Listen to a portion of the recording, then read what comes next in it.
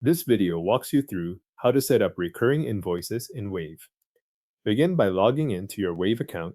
Once you are signed in and the dashboard has loaded, look to the menu on the left side of the screen. This is where you will move into the area for billing activity. Click Sales and Payments, then select Recurring Invoices from the options that appear. That opens the section where Wave stores invoices that are sent on an ongoing schedule. On the Recurring Invoices page, click Create a Recurring Invoice. A new invoice form will open, and this is where you will define who receives the invoice, what the invoice includes, and when Wave should send it. Start with the Customer field and select the correct customer from your list.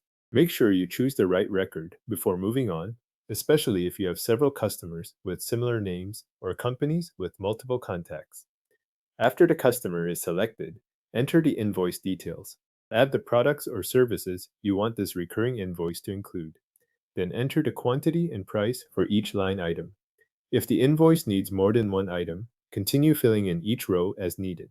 You will also set the payment terms here, so review that field and choose the terms that match how you want the invoice to be paid. As you enter these details, take a moment to scan the totals and line items so the recurring version reflects what should be sent each time. When the invoice content is complete, click Save and Continue. This moves you from the invoice details into the scheduling portion of the setup. Here, you will define how often the invoice is created and when that schedule begins.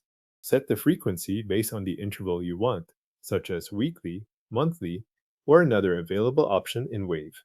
Then enter the start date, which tells Wave when the recurring schedule should begin. If the recurring invoice should stop after a certain point, enter an end date as well. If there is no planned stop date, leave that field as applicable based on your setup. The key part here is making sure the schedule matches the billing cycle you want the customer to follow, since this controls when future invoices are generated under this recurring template. Before saving, review the recurring invoice settings on the screen.